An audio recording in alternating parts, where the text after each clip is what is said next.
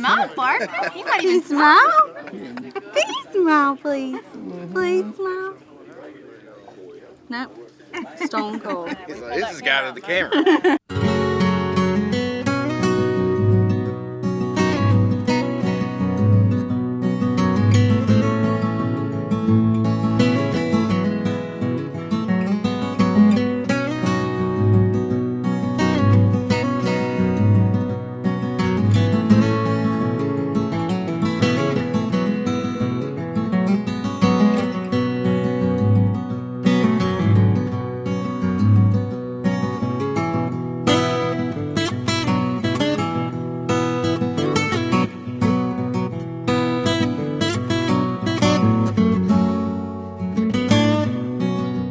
Hey folks, welcome to another Absolutely Outdoors.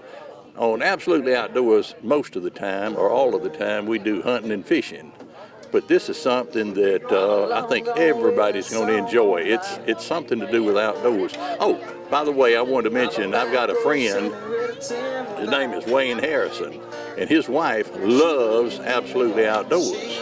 And he said, I don't know why she likes it. Said she don't hunt and fish. But anyway, so Brenda, this one's going to be for you. You will really enjoy this. Just make sure that Wednesdays at 7:30 you have on Absolutely Outdoors.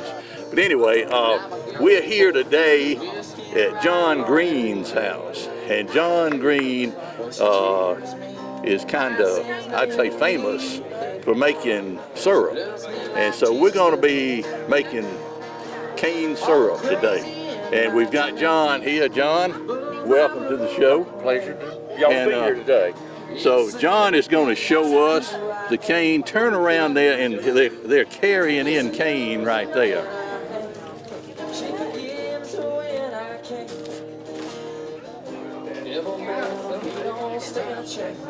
Now, John, you want to tell us where you got the cane and how you got the cane? Okay, each year in the fall, the sugar cane grows all year, and in the fall time we go to Marianna, Florida. A friend of mine's been growing it for years there, and we always make contact with him, and we make a weekend, family and friends.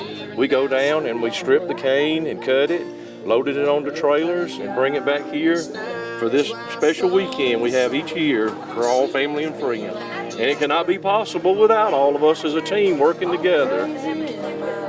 Yeah, I talked to your daughter-in-law, Right. and I told her, I said, now when you do that, I want to be there. All right. And so she called me last night and she said, we're going to do it tomorrow. I said, well, I'm coming. I said, we have the Christmas parade, but I'm coming. So. Right. Okay. You see now they're all toting the cane over there. They're toting the cane over to the mill to be. I want you for the juice. That's my son-in-law, Jimmy Hall. I want you to meet him. Jimmy. Okay. This is my son-in-law, Jimmy Hall. This is John Greene. It's a pleasure to meet you. And anyway, John is going to show us around. He got the sugar cane from Marianna, Florida. Right. Brought it up here, and then he's going to show us how we're going to squeeze it. We don't have a mule today. We got John Deere tractor that's going to turn this thing. So let's walk over that way. Right. All right, John has cranked the tractor up, and the sugarcane press, I guess you'd call it, is turning. So he's going to put it, I'm going to let John tell you about it. You're going to put it in right here, and it's going to come out right down here. So I'm going to step back. John, right. Here, you take this. All right, what we're going to do now, we're going to feed some of the sugar cane into the press, and it squeezes the juice out of it, and we strain it. And as we fill the buckets, we'll take it over to the large kettle and cook it down to syrup. So let's get some cane here, show her how it's doing, y'all. There's Paul Foster here. He's an old veteran syrup maker. Got some good help here. Yeah. That will squish your fingers. So don't stick your fingers up. See? You're right on time, Paul.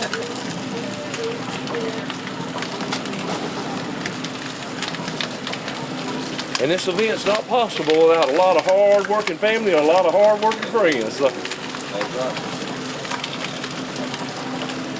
Normally they would have ran these big mills back with steam engines or an old hit and miss engine, but we're modernized here. We've got the John Deere tractor that we're using nowadays with a gearbox. And Well, this is even, the John Deere is a lot more modern. I remember the old mule that went around. that's right.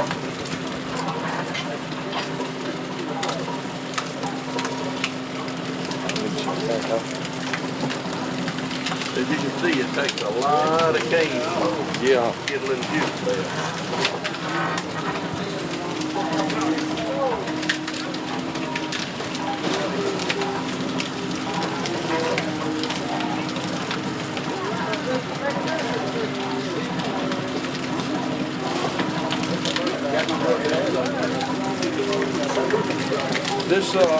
This particular meal back when they were making syrup this way, this meal would have made squeezed 500 gallons of juice an hour. It's in a big, cane factory back the way they would have done it back years back and all. But today we only need 60 gallons at a time to cook, so we're,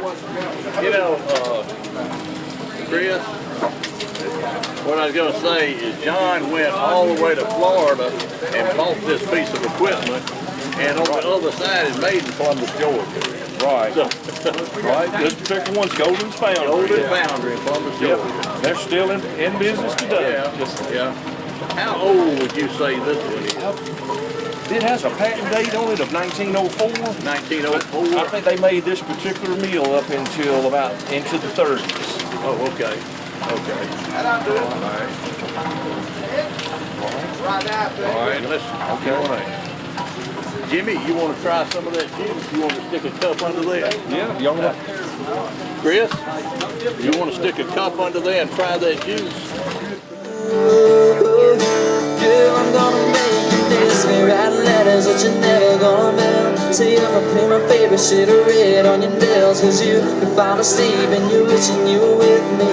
Gonna make you miss me. Make you miss me. Make you miss the way my hand fit in your hand. When you're dialing my number, listening to my favorite bands. I say, baby, I say, come and get me. I'm gonna make you miss me. Whoa, girl, I'm gonna make you miss me.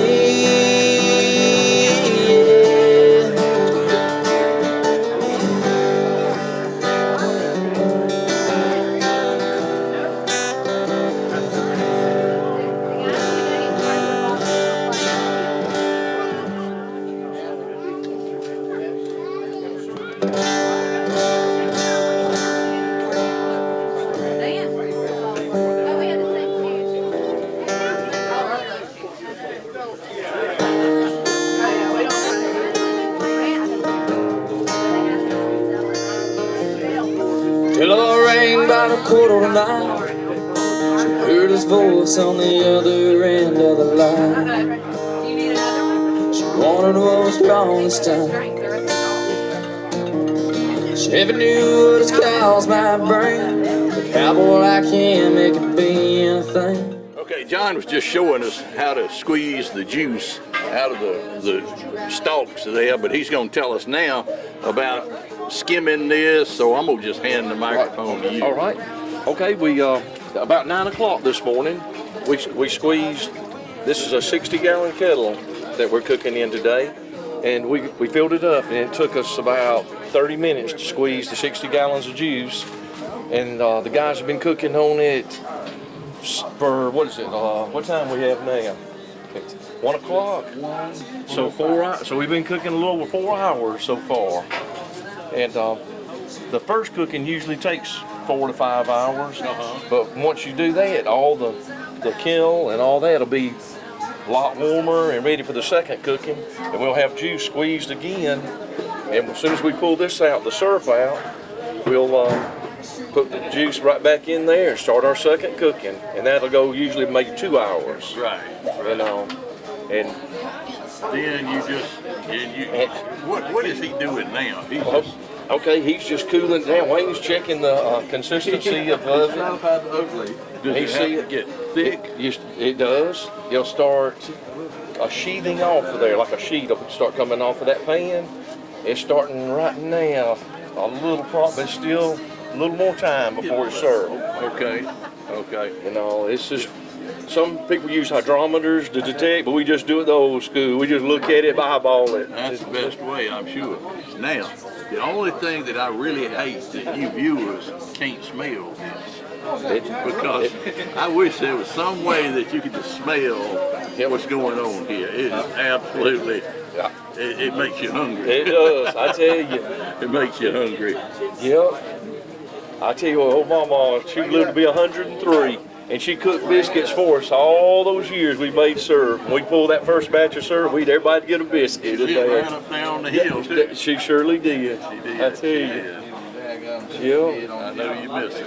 Oh yes, sir. We're gonna keep the tradition going on, though. Keep it going on because it's absolutely. This is just great. This is just absolutely great. And you hadn't poured off your first syrup yet.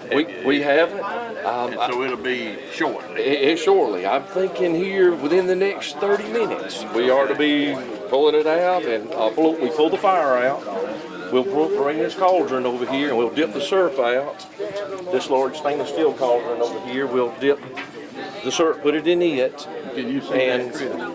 The syrup will go in there. Right. And then we'll pull it out of the way and we'll put the fresh juice that we've squeezed back into the kettle, push the fire back under, and then we'll start the process going again. We'll have a second batch. In the meantime, that'll be cooling down. We'll bottle it up, and then we'll have it bottled, and that cauldron will be ready for another batch. We'll stay here until we've squeezed all the cane we've got all I day. remember as a little boy, and you remember, Right? you got syrup in a bucket. That's like a correct. little paint bucket. That's correct. About that big around, right like that. You Right. pour it, and it'd run down the side. You'd sit it on the table, Yep. and your mother would holler at you because it made it stuck to the table. That's right. That's exactly right. But that's the way you got cane juice. You didn't get it in a bottle back then.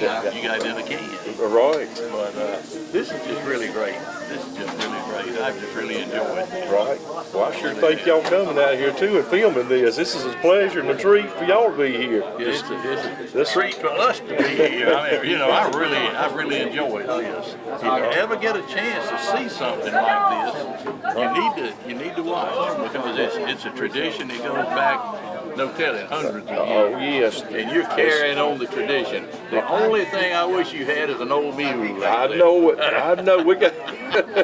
Wish you had a mule. But John, I really appreciate you having us today. Yeah, thank y'all so much. It's been great. It's been a pleasure. Thank y'all so much. And it's just, I can't tell you how much I appreciate it. And thank y'all. Thank you. Okay. All righty.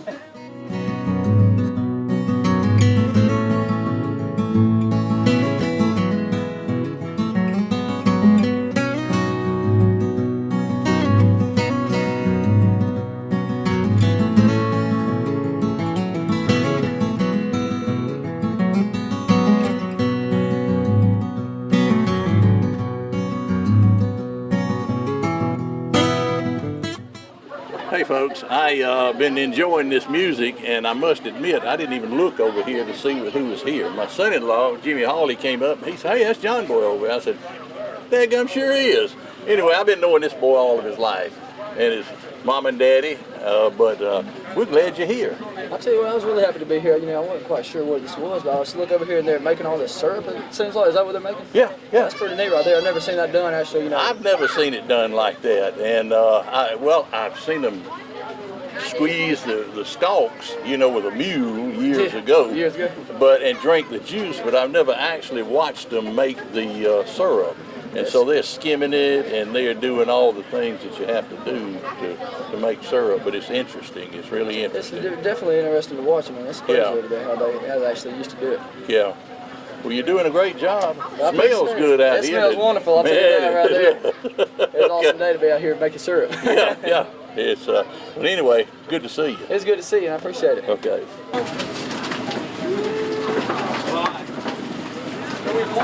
The syrup is just about ready. They're going to start taking syrup out and putting in this container right here. But they've got to put fresh juice in it because if not, the pot will crack. So they have to be real careful of that big old steel thing. I guess you would call it a pot. But anyway, they have to be real careful, but the syrup is just about ready.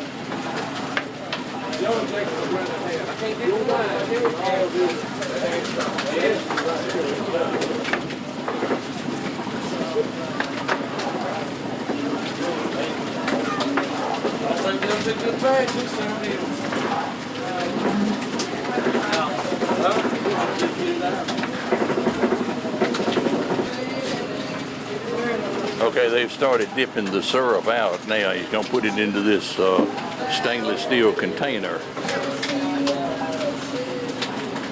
And it will cool, and then they'll put it in bottles to be ready to eat.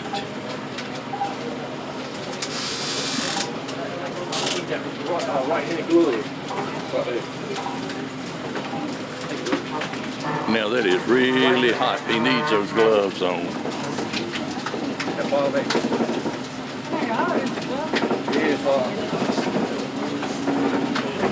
I got 4 more ahead. Thank you.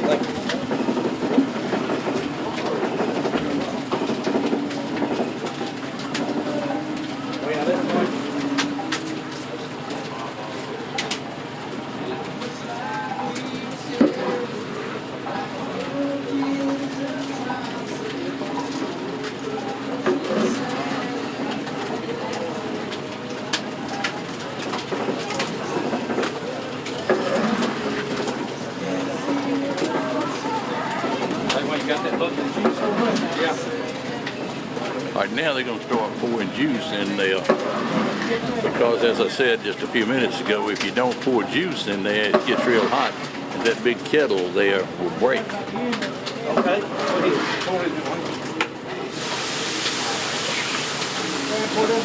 I just wish you people could smell this. This just smells awesome.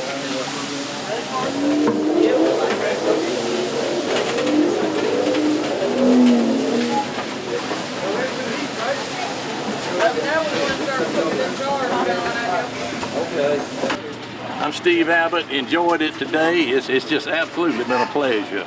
And if you've never seen this, this is really something to see.